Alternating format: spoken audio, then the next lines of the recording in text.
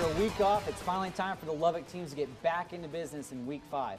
Hello everyone and welcome back to Football Fever here on LASD TV, your source for high school football in the South Plains. I'm Travis Cram, and to my left as always is the gridiron guru, George Watson of the Lubbock Avalanche-Journal. And you just keep coming up with them. I'm going to keep going all year, baby. George, you saw it, Idalou. I think they might be back in business after that win over Shallowater. I think so. Talk about what a physical game. Most games you see that are 10-7 games are going to put you to sleep, but this one had everybody on the edge of their seat all night long. It was a sloppy game at first, but then it really turned into a big defensive battle for both teams. Neither team really able to move the ball offensively, and I think that really played into Idalou's hands well. They play outstanding defense all year, and they just had to wait and bide their time and make sure that they got in position to get that score. And they were in that position a couple of times and came away empty, but then got there late, got the big play from Jacob Johnson at the end, and I think Idalou is really kind of asserted itself back on top of that district. But I wouldn't discount Shallowater. I mean, yeah, they only had 7 points, but they played outstanding defense all night, and they showed they're going to be there in the end. If they can get that offense, they're going to get it going against most people. But they played outstanding defense, and that's going to keep them in a lot of those games at the end of the year. Yeah, you mentioned Jacob Johnson. He had the big 26-yard catch for the touchdown with 49 seconds left in the game. Only 1 of 6 catches in that game for Idalou.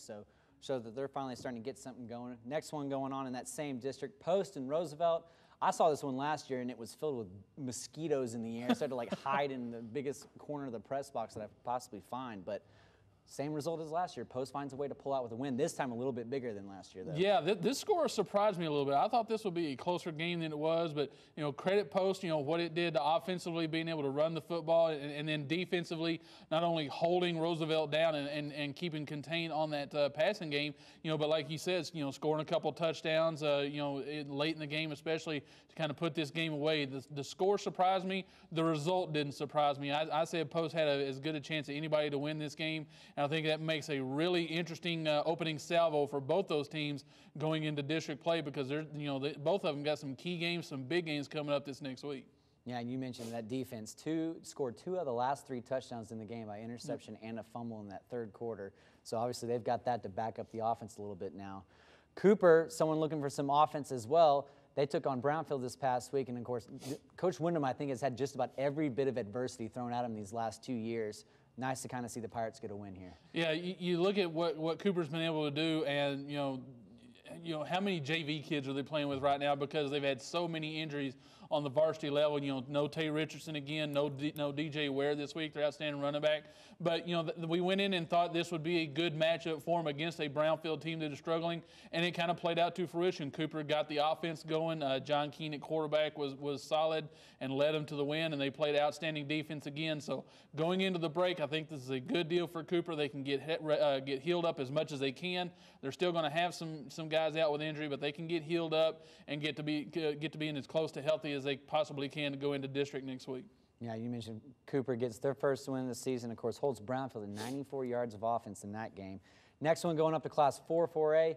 Friendship taking on Hobbs from New Mexico. And you mentioned how weird this game can get sometimes because Hobbs plays by the different rules, but Friendship looking like they're back to normal after that loss of Wiley. I tell you, after talking with Brad Davis yesterday, what I think is maybe most impressive out of this game for Friendship is the depth they're starting to build. We said all year, they haven't had Jordan Ellis, their linebacker. He's out with a knee. Ashton Hastings is trying to come back from a knee injury. This last week, they didn't have Bobby Huey, their leading rusher. He strained an MCL against Randall, and they think he's going to be okay and should be good to go for the district opener against Big Spring in 2 weeks. Didn't have Gabe Guerrero, the fullback. Alec Birchfield, their outstanding linebackers, having some back problems. He didn't play, so they had a lot of players out with injuries, but then they developed some key depth. Guys like Roddy Rivas had almost 100 yards.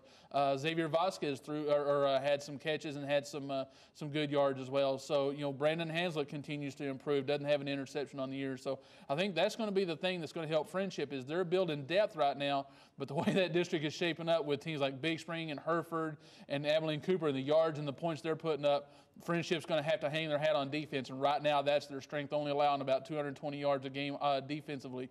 So they're going to need that. If they can get healed up and get those people back and be at full strength, it's going to be an interesting district run for the Tigers. You mentioned Bobby Huey being out. No Bobby Huey seemed like no problem. 293 yards on the ground, 456 total of offense. Next one going on to 2-2A now. Muleshoe taking on Borger.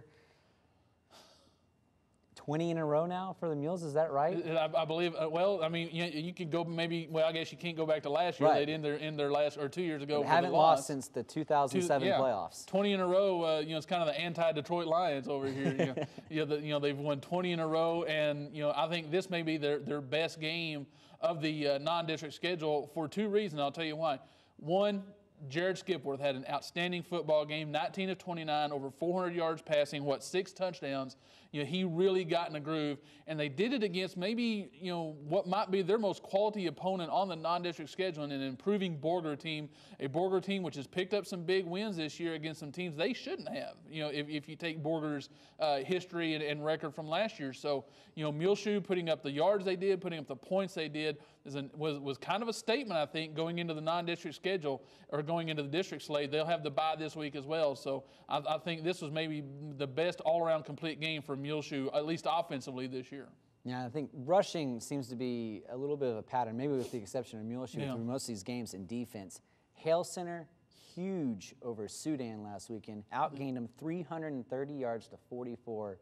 What are they doing on the ground over there that was working so well for that offense? Well, Hale Center's always been able to move the ball on the ground. They've always had some outstanding athletes over there, and to a lesser extent, I don't want to say lesser extent, but in kind of a similar vein, they're the same as New Deal, just right to the south of them. They just simply reload and have some good kids that come through every year. And, Coach Paul Chandler's been there a while. Their system is familiar, so the kids know what to do when they get to the varsity level. And they just came up against a Sudan team that just struggled, and they just overmatched Sudan, offensively and defensively, and was able to come away with the big win. Another one was plenty of ground game going on. Is Larry Dennis and New Deal. They win over Tahoka, huge, 58-6. I'm gonna say this carefully. 5 carries, 135 yards, and a touchdown. That's a big game for a kid like Dennis. What's that? That's an average about what? About 20 yards or 30 yards a carry, something like that. Yeah. I mean, I talked about New Deal just a second ago. They just simply reload and find ways to win, no matter who's the back or who's the quarterback or whatever. They just find a way to get the production out of that offense that Ron Mayo runs very well, and then they play outstanding defense, and they did it again against Tahoka this last week.